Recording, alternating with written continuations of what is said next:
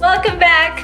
My name is Alexis. This is my YouTube channel. I talk about fashion, I talk about fitness, I talk about other life stuff. What I want to talk about today is moving. I moved about 4 years ago from South Louisiana to Denver, Colorado, all by myself. So I wanted to talk about that whole process, what I learned, tips and tricks, because I have heard from a lot of people that some of you want to move, but you don't know how. You don't know how to decide if it's right for you. You don't know how to make friends or find a job. There's a lot of logistics that go on when you need to make a big move. And there's a lot of emotions and a lot of people involved. So you can feel very stuck and never do it. I was almost in that trap where I just felt stuck and overwhelmed and almost didn't do it. And I'm so glad I did.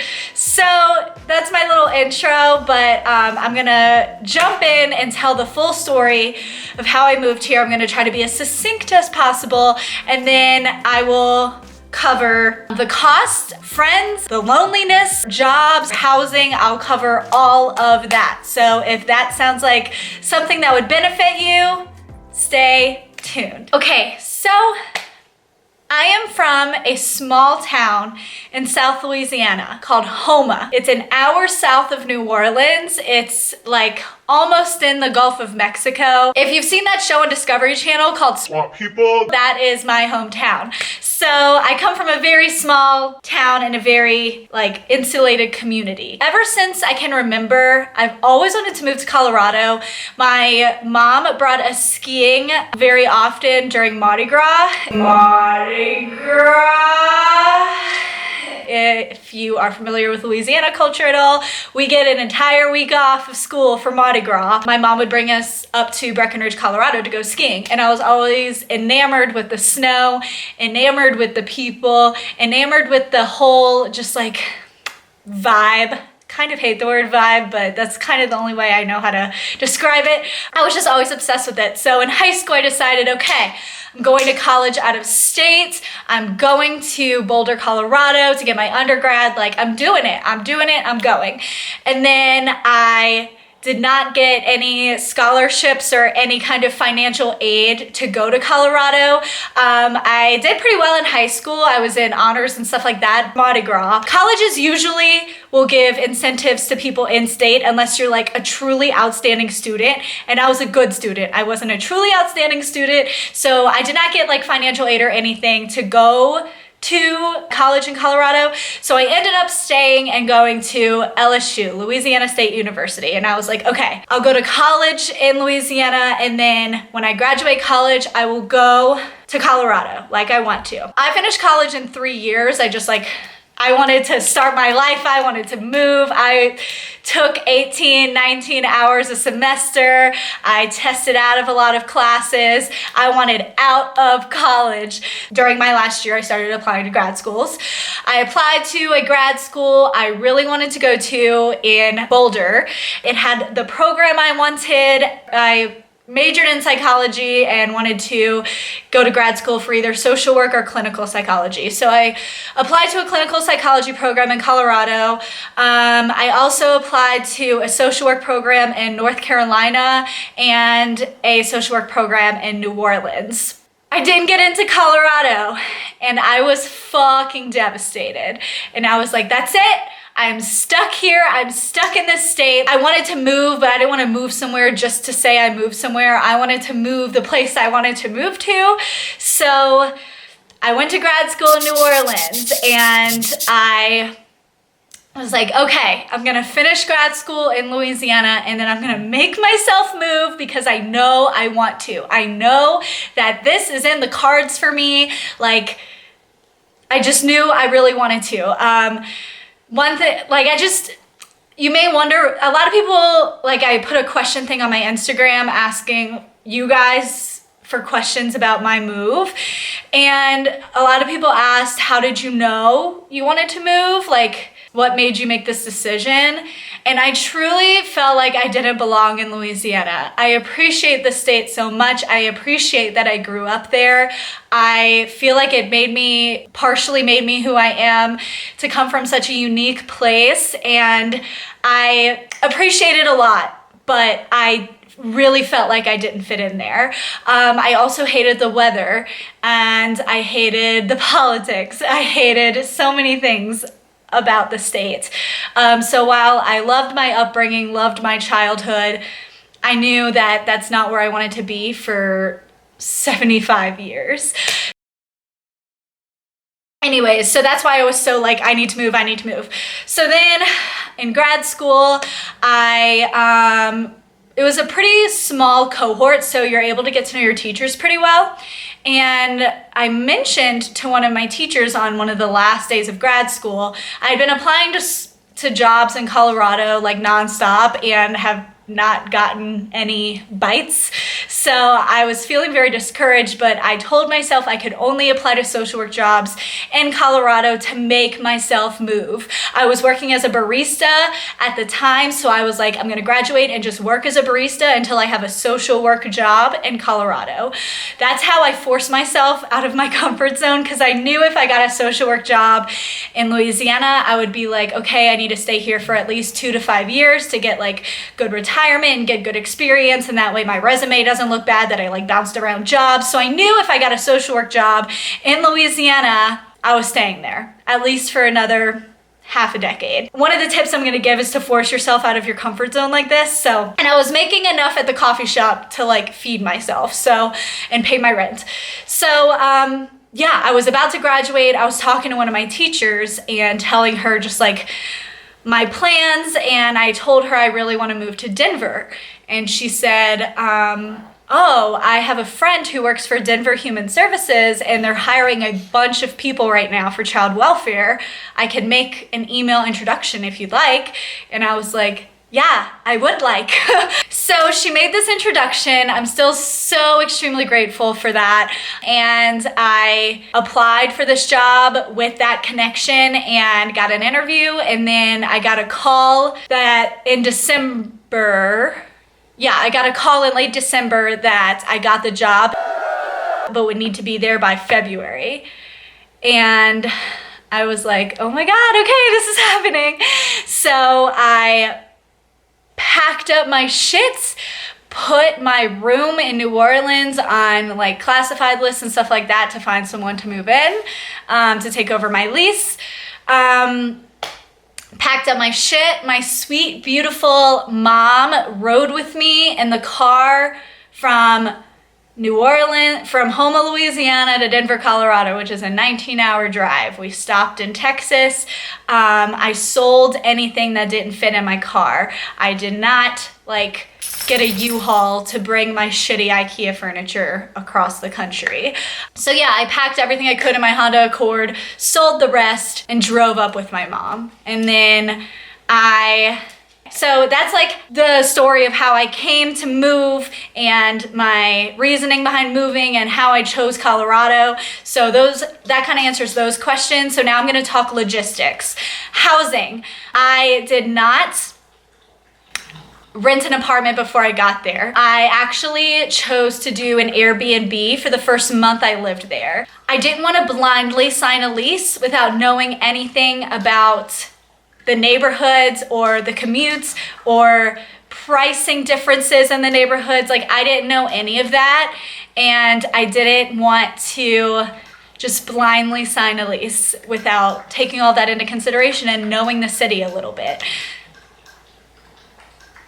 Maya's chugging water loudly. Maya, that's enough, honey. You're hydrated, thank you. So I looked on Airbnb, I found a place that was affordable for a month, and I was like coexisting with this beautiful woman named Barbara. I doubt she's watching this, but Barbara, I still love you so much. She was a huge help. On my first snow day, I didn't have snow tires and couldn't get to work, and Ubers were like $70 because Like no one can drive when it's snowing.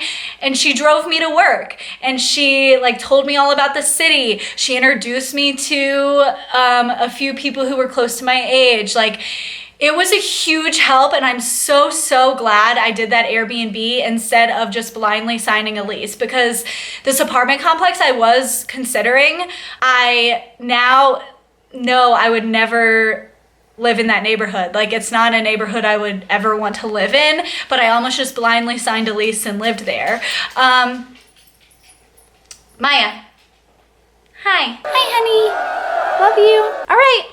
Mommy's gotta talk to her friends. I'm so glad I did the Airbnb. So I tell everyone who asks me advice about moving to just get an Airbnb and look for apartments once you're there.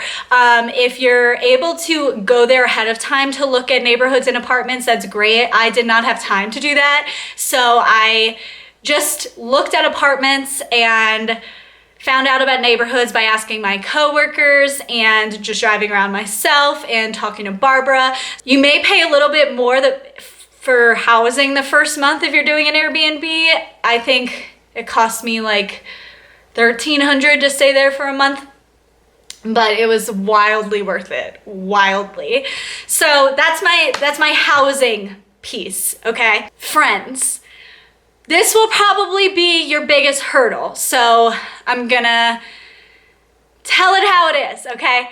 I moved to Denver knowing 0 human beings. I didn't know a single person. Something I did and I recommend you do is once you decide where you're moving and have a date that you're moving there, post on Facebook, Instagram, Twitter, any social media you use, say, hi, I'm moving to this city on this date. If it's Instagram or Twitter, do any of you guys live here and want to meet for coffee? Does anyone have any connections here? Does anyone know someone who just moved here and is looking for like community or friends? I met one of my best friends that way. Erin, if you're watching this, I love ya. I posted on Facebook, I'm moving to Denver on this date. Does anyone have any connections there? I literally don't know anyone. And someone said, I have a friend named Erin and she's literally the nicest human being I know. And she connected us. And when I got here, I reached out, we got dinner and have been friends for the past 4 years. And she went around and helped me look at apartments and stuff like that. So that was such an amazing like thing that happened, and I'm so glad I posted on Facebook. So that's one way, is to like use your social media. I'm also fortunate that I have my Instagram, right? Because I have made a lot of friends through Instagram, through people being like, hey, I live in Denver, I'd love to get coffee sometime. We have mutual interests, we're both into fitness, or we're both vegan, or we both whatever. Just social media, utilize it to the best of your ability to locate friends. Another thing is go to things. It's so hard to go to things. I know it's so hard to go to things. I hate leaving my house. I understand. The first month I was there, besides hanging out with Erin every now and then, I was at work or I was watching The Office at Barbara's house, and that's it.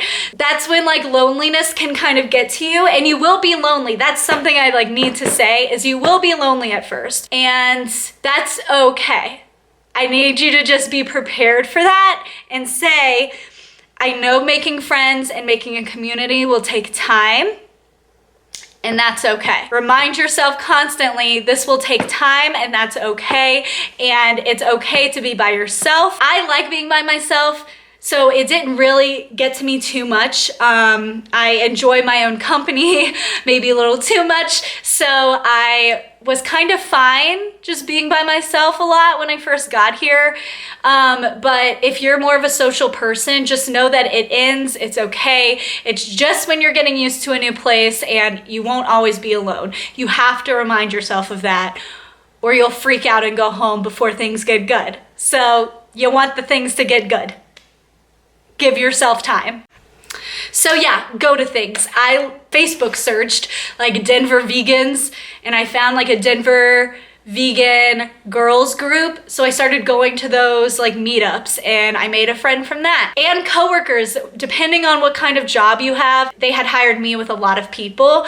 A lot of social workers are very nice people, and a lot of them came from other states and also didn't have friends. So when you're around a bunch of people who need friends, it's also easier because people are very receptive to meeting new people. And if you move somewhere like Denver or Austin or Portland, like big cities that are having a lot of people move to them, it's very easy to make friends because no one's from there. So many people I've met in Denver are not from Denver. They moved from elsewhere and needed friends.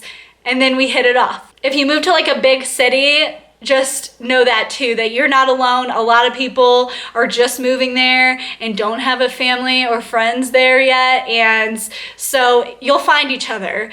Like I said, it just takes a little bit of time. Social media, talking to coworkers, Google your interests and see if there are meetups. I heard Bumble BFF has worked for several people. I didn't use it, but I've heard good things. The hardest thing for me, and I know the hardest thing for a lot of people, is leaving your family and your friends that you have established. What I have to say about that is just to keep in touch. You will have a little bit. Someone asked, do you ever have FOMO when you can't go to stuff? Yeah, you'll have it. I have a hard time still when I know like all of my family is together or all of my old high school friends are together and I'm out here because of a decision I made for myself, and I know it was the best decision for me because I'm so happy. But with every decision, sometimes will come like a few negative side effects, and that's just one of them if you're close with your family. And I am really close with mine. I will say I'm very fortunate to have a family and friends who were super supportive of me. They all knew I'd wanted to move since high school, so when I finally made it happen, everyone was nothing but nice about, like very supportive about it, very happy for me. And I've had so many friends come out here and visit. My family's been out here to visit more times than I can count. My mom comes up a lot. I go home for holidays. I still see them a good bit. If you are financially in the place to be able to fly home for Thanksgiving and Christmas, and if your parents are in the financial situation to be able to visit you in the spring, the time apart from your family isn't as much. Like I'm about to see my family for Thanksgiving and then for Christmas, and then for Mardi Gras they might come up here. It's not leaving. That act of leaving is still like a lot of tears from everyone, and that's okay. It's hard, it's sad, but we have phones, we have FaceTime, we have planes. Distance isn't as big of a deal now in 2019. It's still sad and hard if you're close with your family. I want to prepare you for that, but it also gets easier. You'll see them enough if you're able to, and if not, FaceTime them, Skype them, talk on the phone with them. I talk on the phone with my parents every day, so I don't feel the distance as much. It's still hard when they're all together and you're not there, but just remind yourself why you did it, and remind yourself how much happier you are in the place where you are, and it'll be okay. When it comes to like feeling like it's not home, this is the advice I give everyone. You have to give it 9 months to a year. Psychologists generally say it takes about 9 to 12 months in a new place for it to feel like home. So don't give up after 6 months. If you are still feeling a little anxious, a little depressed, if you're feeling a little alone, you haven't made as many friends as you thought, I need you to give it a little more time. Another thing I need you to remember is that you can move back at any time. That's a thing I reminded myself of when I moved here. I was like, if it doesn't work out, I can move back. If I called my mom and said I want to come back, she'd be up here helping me pack my shit and helping me go home. I don't think that's ever gonna happen, but it's comforting to know that the option is always there to move back. And even if you do move back, that's not a failure. That's something, again, I reminded myself when I was first here, is that I was like, if it doesn't work out after a year, at least I tried it. I moved across the country by myself. That's pretty badass. I didn't know anyone here. It's not a failure if I go back home. It's a success that I tried something I've always wanted to do. So don't be scared of failure. Don't be scared of having to move back. Just fucking try it. Having to move back is so much better than constantly having a what if. I did not want to be 55 years old, 65 years old, being like, man, I always wanted to live in Colorado and I just was always too scared. I always was afraid of being lonely. I was always afraid. That sounds so much worse than trying it and then being like, and then moving back and then being like, you know, when I was in my 20s, I tried to move to Colorado. It was a whole adventure. Like, I'm just always when you're just, I'm having trouble articulating it. I'm very passionate about this. I think my camera literally died during my invigorating, passionate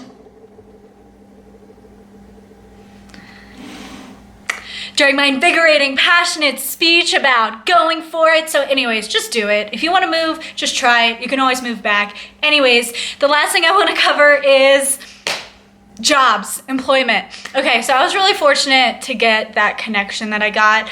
I think a reason I got it is that I wasn't really close with this teacher. She just offered to help. So if you're planning on moving somewhere, you want to move somewhere, mention it to people. If you're in school, mention it to professors, mention it to friends, mention it to acquaintances, mention it to your barista, like mention it. Someone might have a connection. Someone might be like, oh, you want to move to Chicago? My friend actually just moved there and got a job here. I can ask them about it if you want. Like, post on social media that you are looking for jobs out there if anyone has any connections. People are very willing to help. That's something I really learned from moving to Denver, is that people are very willing to help. People are very willing to offer up connections. People like feeling helpful. So if you post on something saying that you're looking for connections or jobs or friends somewhere, if someone knows something, they'll probably tell you and help you. Otherwise, just like apply for jobs, have a good resume, have a good cover letter, you know, all that stuff. I recommend having a job before moving.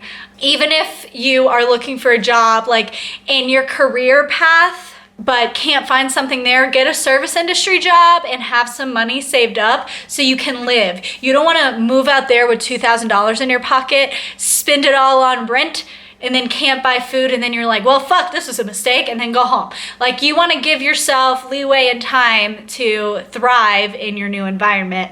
And yeah, having a job lined up is the best bet, I think. I know it's easier said than done, but just use the tips I just said, and you'll find one. You're, whoever you are, you're employable, you're great, you will find something. Even if it's not something right in the career path you want, get something else that will pay the bills to help you look for this. And you can do it. If you're moving to a big city, you'll find a service industry job like that. So, and service industry jobs are great for finding friends. If you've ever worked at a service industry job, you're probably still friends with one or two people you worked with. It doesn't have to be your dream job. You don't have to stay there forever. It just has to pay your bills while you figure the rest out. Anyways, okay, I think that's it. If I missed anything big, please let me know. But the big things people were worried about were friends, job, and housing, and I think I've answered those. If you have any follow-up questions, comment below. I'm here to help. I want everyone to live where they want to live. We're so fortunate to live in this time where if you want to move somewhere, you can do it fairly easily and still be in touch with your friends and family. So I think if you want to live somewhere else, you should absolutely do it. And that's it. Follow me on Instagram, like this video, subscribe, you know the drill. Love y'all so much. Thank you for watching. Send to a friend who's been dragging their feet on moving somewhere. And yeah, okay, bye.